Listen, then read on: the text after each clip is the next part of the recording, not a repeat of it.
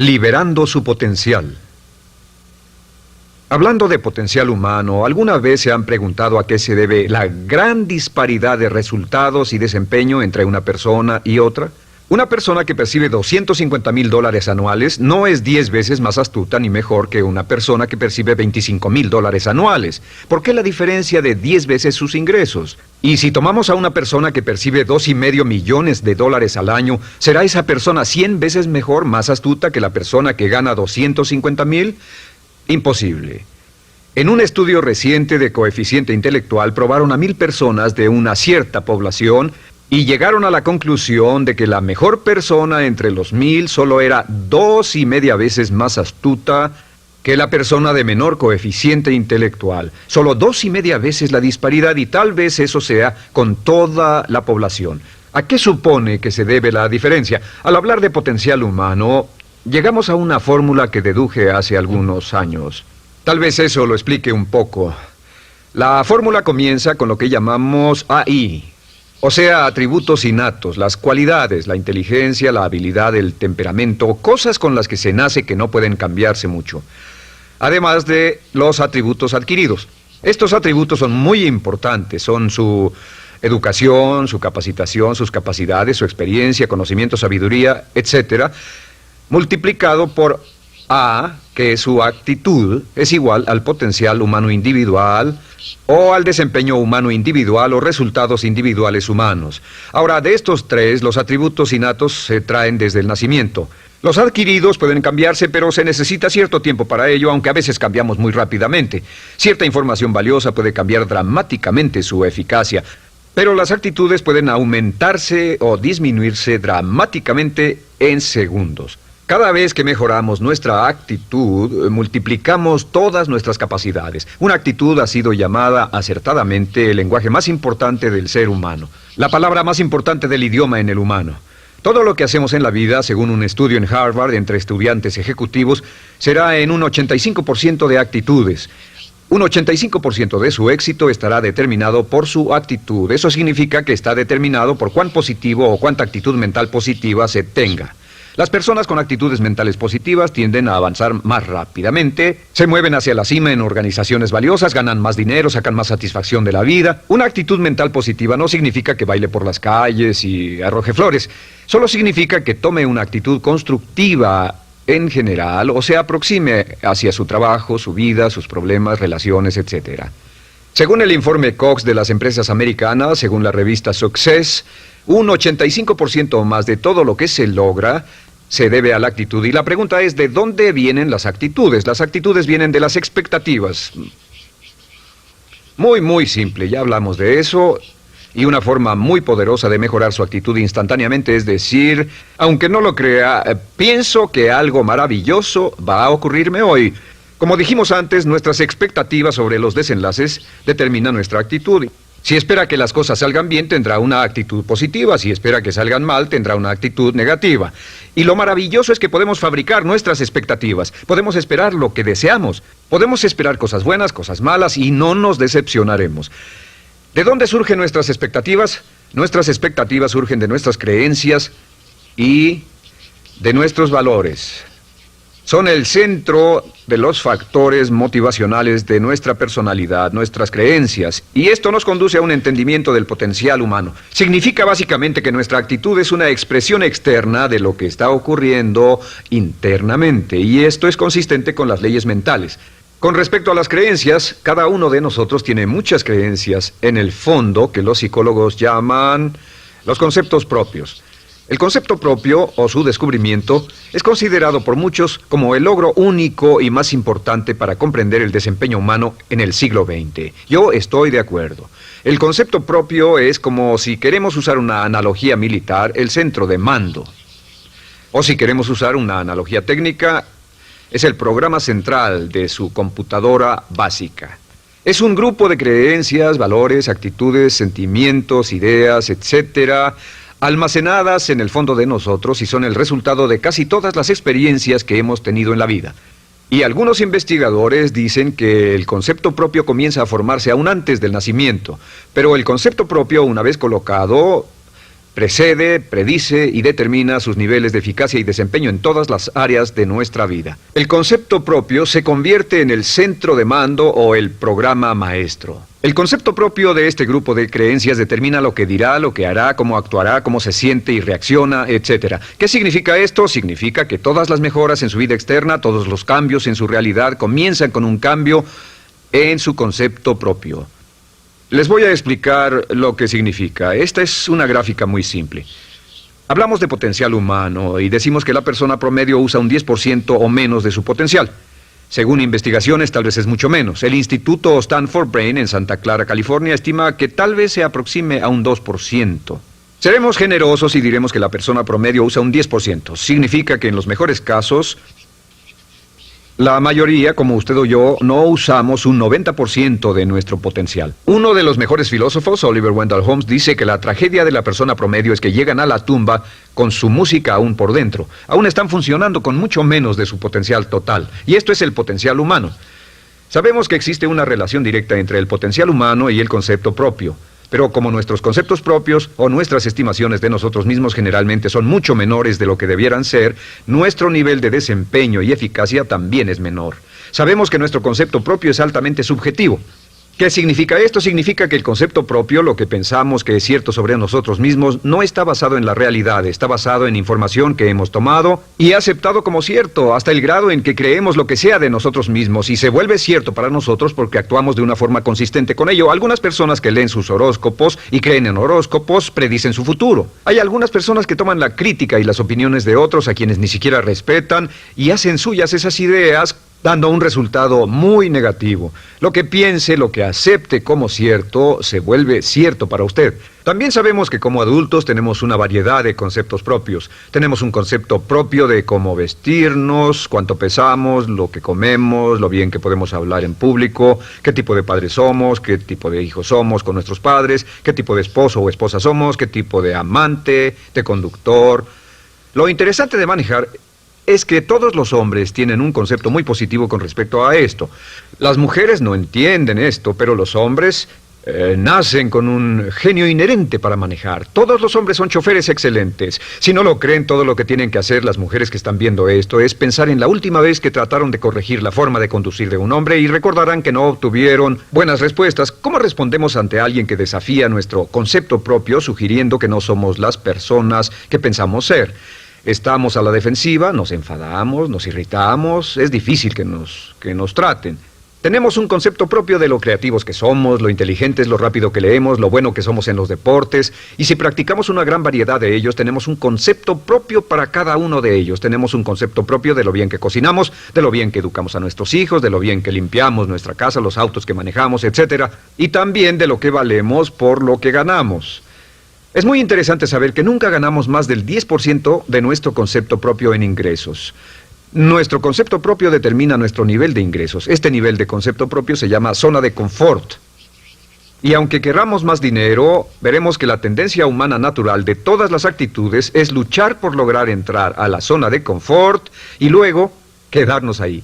Si ganamos un 10% por encima de nuestro concepto propio de ingresos, tendremos una necesidad imperante de deshacernos de ese dinero. Lo donaremos, lo gastaremos en forma extravagante y hasta lo perderemos si recibimos demasiado. Las personas que ganan la lotería siempre están quebradas a los 2 o 3 años. Queman el dinero porque ese dinero está más allá de su concepto propio. Si gana 10% o menos de su nivel de concepto propio, se descubrirá luchando, trabajará más duro, más tiempo, pensará en forma más creativa, buscará diferentes formas para aumentar sus ingresos o sus segundos ingresos. La única forma de mejorar cualquier parte de su vida, incluyendo sus ingresos, es aumentando el nivel del concepto propio de sus ingresos, comenzando a pensar en usted como si estuviera ganando más dinero. Si quiere bajar de peso, la única forma en que podrá lograrlo es pensando en que está delgado. Piense en usted mismo como una persona más delgada. Si quiere volverse una persona más popular, más amorosa, más feliz o más sana, comience a pensar una y otra vez en esas cosas hasta que se vuelvan parte de su nuevo concepto propio. Hablaremos de eso más adelante. Es una parte esencial de la programación de su mente hacia el éxito. Su concepto propio global está determinado por el promedio de sus conceptos propios en las áreas que considere importantes. Ahora, su concepto propio está formado de 3 partes críticas. La primera parte del concepto propio es el ideal propio. El ideal propio es la persona que más desearía ser, es su idea de lo que constituye un ganador, es su visión ideal de lo mejor que puede ser usted. Nada más, una de las cosas que sabemos de las personas con éxito es que las personas con éxito tienen ideales propios muy claros, ideales claros de quién quieren ser en el futuro. Las que no tienen éxito tienen ideales muy vagos. El número 2 es la autoimagen. La autoimagen es como un retrato de cómo se ve a sí mismo y lo que piensa de sí mismo. La autoimagen es el espejo interno, es como se percibe a sí mismo ahora en su desempeño actual, en forma cotidiana. La tercera parte es su autoestima. Su autoestima es cómo se siente consigo mismo. Cómo se siente consigo mismo es la fuerza motriz, el motor, la fuerza poderosa dentro de su subconsciente. Es la fuerza de energía dentro de su concepto propio y determina casi todo lo que le pasa. La mejor definición de autoestima es cuánto se agrada a sí mismo. Cuánto se agrada a sí mismo como esposo, cuánto se agrada a sí mismo como empleado, cuánto se agrada a sí mismo como jefe, como inversionista, como orador profesional, como atleta, etcétera. Según se agrade a sí mismo, su nivel de autoestima, su sentimiento emocional global respecto a cualquier área de su vida, determina su desempeño y su eficacia en dicha área. Lo sorprendente es que se convierte en lo que piensa, su concepto propio es maleable, su autoestima puede formarse repitiendo una y otra vez: me agrada mi persona, me agrada mi persona, me agrada mi persona. Me agrada mi persona, me agrada mi persona, me agrada mi persona. Entre más se repita, me agrada mi persona, me agrada mi persona, entre más lo repita una y otra vez, más crecerá su autoestima, y entre más crezca su autoestima, más crecerá su concepto propio global. Cuando crezca su concepto propio global, su desempeño será mejor en todo lo demás que emprenda. Cada vez que diga, me agrada mi persona, me agrada mi persona, me agrada mi persona, me agrada mi persona, me agrada, será como bombearse psicológicamente. Todo lo que pase que haga que su autoestima suba, hará que se comporte mejor. Todo lo que haga que su autoestima baje, hará que se comporte peor, que cometa errores, que sea infeliz, etc. Un punto crítico de agradarse a sí mismo, sobre autoestima y agradarse a sí mismo, es que, número 1, nunca puede querer a nadie más de lo que se quiere a sí mismo. Que su nivel de autoestima es determinante de la calidad de relaciones que tenga con los demás. Y número 2, es que nunca puede esperar que nadie más lo quiera o respete más de lo que se respeta a sí mismo. Cuanto se agrade o se respete a sí mismo, determina sus actitudes hacia usted. Todas las escuelas de psicología actualmente están de acuerdo en el hecho de que depende de lo que usted realmente se quiera y se respete a sí mismo como un ser humano valioso e importante, tiene efecto sobre todo lo que le pase. Cuánto se agrade a sí mismo, y lo que puede hacer es mejorar su autoestima diciendo: me agrada mi persona, me agrada mi persona, me agrada mi persona, me agrada mi persona. Y esto nos lleva a la pregunta: ¿de dónde viene el concepto de autoestima? Y descubrimos que el concepto propio es maleable, puesto que no nace con este concepto propio, no nace con ninguna idea sobre sí mismo, no nace con autoimagen ni autoestima. Nace, en cierto modo, como potencial propio. Es la mejor forma de plantearlo. La persona promedio llega al mundo como potencial puro. Y no tiene el concepto propio de que todo lo que es ahora, todo sentimiento que tiene, toda actitud o valor, tuvo que aprenderlo en el transcurso de su vida. También sabemos que el niño llega al mundo con una necesidad imperante de amor y contacto. Y como una gran cantidad de investigaciones lo indican, necesitamos mucho amor y contacto durante toda nuestra vida, pero en especial durante nuestros años de formación, porque de niños aprendemos quiénes somos, cuánto valemos, si somos importantes, inteligentes, amorosos, chistosos. Todo esto lo aprendemos por la forma en que nuestros padres nos tratan. Si nuestros padres, nuestros parientes, tíos o tías, en especial nuestros padres, nos tratan como si fuéramos realmente importantes, crecemos pensando que somos realmente importantes, pero si nuestros padres no lo hacen, pasa algo más. Sabemos que los primeros años de vida son los más importantes para el desarrollo del concepto propio, que un niño comienza a partir de cero. El niño nace sin saber quién es él o ella. Son sumamente valiosos el primero, segundo, tercero, cuarto y quinto años de vida.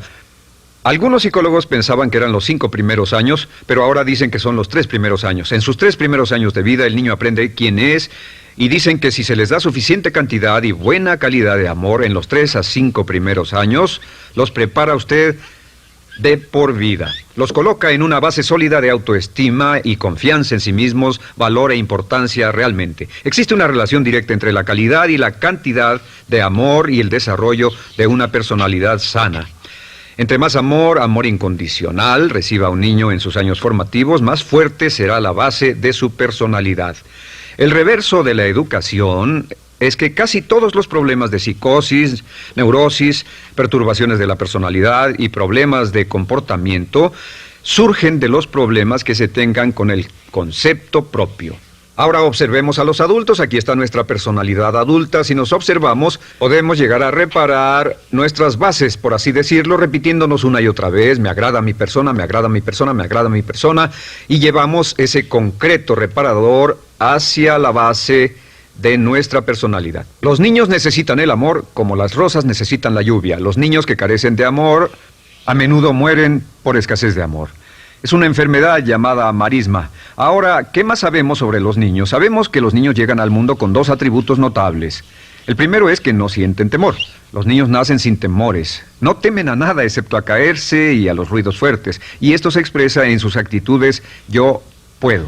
Los niños llegan al mundo pensando que pueden hacer cualquier cosa, y quien haya criado a un niño hasta la edad de 3, 4 o 5 años sabe que debe pasar esos primeros años evitando que se maten, porque son como pilotos japoneses, porque no le tienen miedo a nada. Su segundo atributo es que llegan al mundo totalmente espontáneos. Dicen lo que quieren, hacen lo que quieren, son totalmente desinhibidos. Totalmente. Ellos no temen hacer nada de lo que desean, y esto se expresa en su actitud: no quiero. No tengo que hacerlo. Si ha tratado de controlar a un niño, lo habrá visto. Lo primero que dicen cuando comienza a darle órdenes, lo primero que aprenden es: no tengo que hacerlo. Claro, a veces cambiamos sus mentes de una u otra forma, pero estos son los dos atributos con los que los niños llegan al mundo. Llegan al mundo sin temores y desinhibidos. ¿Qué significa esto? Significa que nuestro derecho innato natural es no ser temerosos y ser desinhibidos. Y solo cuando podemos crear la misma situación en nuestra vida adulta, cuando no tememos y somos desinhibidos, nos sentimos a gusto con nosotros mismos. Las mejores organizaciones, las mejores compañías son las que crean un ambiente donde nos sentimos sin temores y sin reservas para ser nosotros mismos y para hacer lo mejor de nosotros. Al crecer descubrimos que los niños aprenden de dos maneras. La primera es por imitación. Imitan a uno o a ambos padres, en especial al padre dominante. Algunas veces el padre dominante cambiará cuando crezca el niño, y a veces los niños imitan al padre, a veces a la madre, pero aprenden por imitación. Muchas características y hábitos que tenemos como adultos los aprendimos de nuestros padres. ¿Alguna vez ha tenido la ocasión de gritarle o reñirle a uno de sus hijos? Verá que le dice las mismas cosas que le dijo su padre a usted cuando era niño. Así que imitamos. A veces imitamos su caminar, a veces su forma de hablar, a veces imitamos sus valores, sus creencias, etc. Aunque esos valores y esas creencias no tengan ningún valor. ¿Por qué? Porque nuestros padres eran así cuando nosotros éramos niños. La segunda forma en que aprendemos es pasando de la incomodidad, lo que no se siente bien, hacia la comodidad. Freud llamó a esto el principio del placer. O sea que nos movemos hacia aquello que nos hace sentir cómodos, lo que nos da placer, lo que nos hace sentir bien con nosotros. Nos movemos de la incomodidad hacia la comodidad. Así es como aprendemos a no mojar el pañal, por ejemplo. Sabemos que no es agradable caminar con popó o pipí en nuestros pañales. Vemos lo que hacen nuestros padres, vemos lo que nuestros parientes hacen y decimos: estas personas no hacen lo que yo. Así aprendemos a caminar y lo demás. Así que de la incomodidad hacia la comodidad.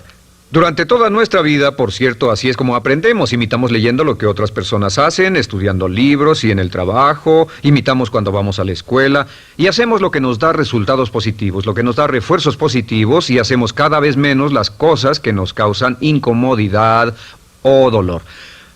Ahora, muy temprano en la vida, como equivocación o como resultado de una equivocación que los padres cometen en la crianza, los niños comienzan a aprender hábitos y patrones negativos. Los patrones y hábitos negativos tienen sus raíces principalmente en la crítica destructiva. La crítica destructiva comienza muy temprano en la vida, a veces en los primeros meses. Y la crítica destructiva la usan los padres para dirigir y controlar a sus hijos. Desafortunadamente, tiene un efecto muy peligroso y dañino sobre nosotros, ya que la crítica destructiva tiende a minar la integridad de la personalidad del niño. Muchos de nosotros, incluyéndome a mí y a muchos de ustedes, nos hemos visto minados y heridos por la crítica destructiva más que todas las guerras en la historia. Ahora, como resultado de la crítica destructiva, comenzamos a desarrollar hábitos y patrones negativos. Los patrones de hábitos negativos son respuestas condicionadas hacia los estímulos. Los patrones de hábitos negativos se desarrollan en los inicios de la vida. Se desarrollan como resultado de una repetición del temor y el dolor una y otra vez. Se desarrollan como resultado de la crítica destructiva, el castigo físico, etc. En los inicios de la vida comenzamos a desarrollar dos manifestaciones que nos persiguen durante toda nuestra vida y más que ninguna otra cosa inhiben nuestro potencial. La primera es la llamada patrón de hábito negativo inhibido. El patrón de hábito negativo inhibido se aprende cuando al niño le dicen una y otra vez no. Aléjate de ahí, no toques eso, y se le castiga. Cuando el niño intenta algo nuevo, o se involucra con algo, o huele algo, o derrama algo, o rompe algo accidentalmente, el padre estalla y se enfada mucho. Como ven, el niño está impulsado por la curiosidad insaciable de explorar su mundo. Y lo que pasa es que cuando lo explora o se interesa y echa a perder algo, si el padre reacciona golpeando al niño, el niño comienza a pensar cada vez que intento algo nuevo, cada vez que intento algo diferente, cada vez que voy más allá de mis límites, cada vez que me salgo de mi zona de comodidad, cada vez que no juego sanamente, me golpean, me castigan, me lastiman, me envían a mi alcoba y me siento mal. Y muy pronto el niño desarrolla el sentimiento de no puedo, no puedo. No puedo. Cada vez que trato algo diferente, me castigan. No puedo, no puedo, no puedo.